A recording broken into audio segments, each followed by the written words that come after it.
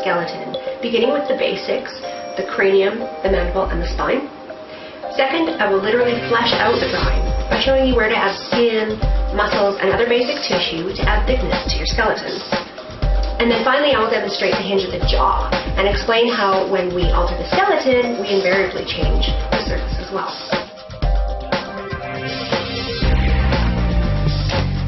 Okay, I'm going to get into the second part of constructing this face and this head based off of this skull.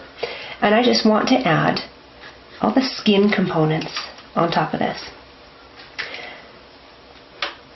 I do want to point out that our eye sockets are quite large and our eyeballs are even larger. There's a reason why our eyeballs don't bulge out of the sockets, is because they're held in there quite nicely by this orbital ridge and by this cheekbone ridge. But the eyeball is pretty large inside of our heads. And just as a technicality, they say when you're drawing eyes from the side,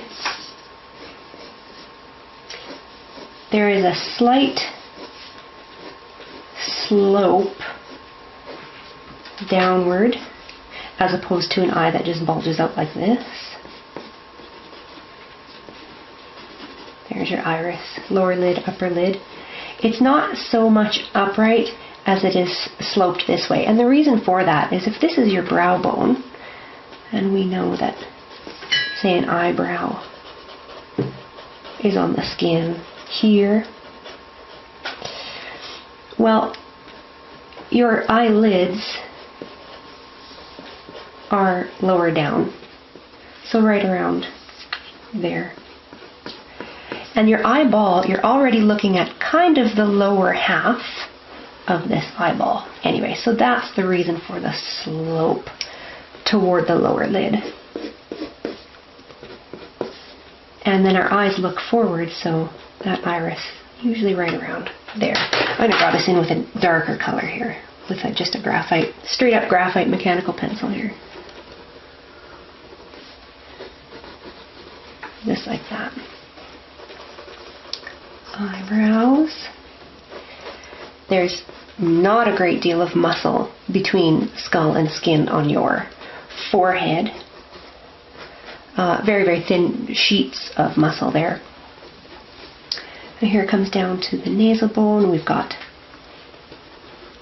generally some cartilage there, some thickness around the lips, depending on how cushy the lips are. I'm going to build a lip up around the lower teeth or the jaw.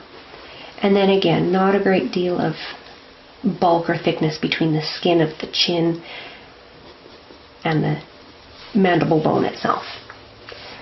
So I hope that you can see how this face, as we've constructed it here, is really starting to take shape. Our mouth openings are not huge gashes all the way back to our ears.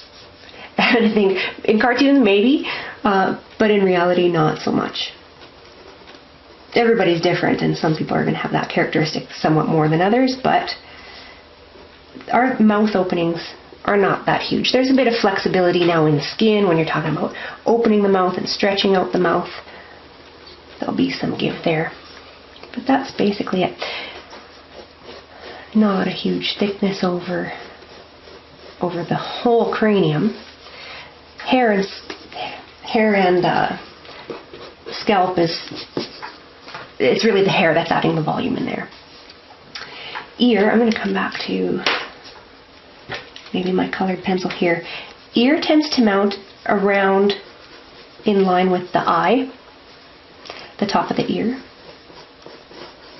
And then the lobe comes around down near this hinge of the lower jaw.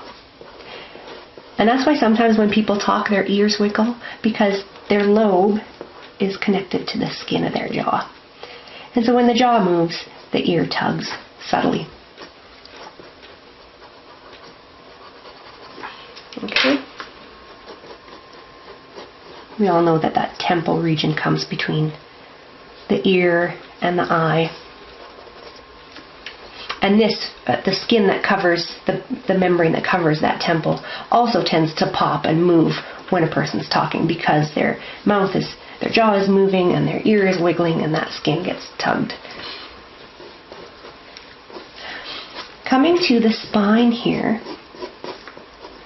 as it mounts to the skull.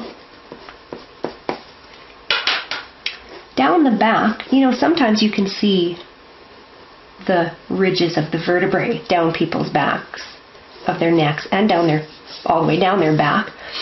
But at the front here, this is not the entire thickness of the neck, and I want to clarify. In between the spine, which is down the back side, but on the front side, between the spine and your throat, you have to remember that there is a windpipe in there, your throat. On guys, the Adam's apple is very evident out front. And so you have to allow for quite a lot of thickness. Our spines are thick, but you have to remember then that there's also sheets of muscle built in around here, voice box and whatever else you want to call it, but you need to leave room there for the thickness of the neck. And that's some basic head construction there.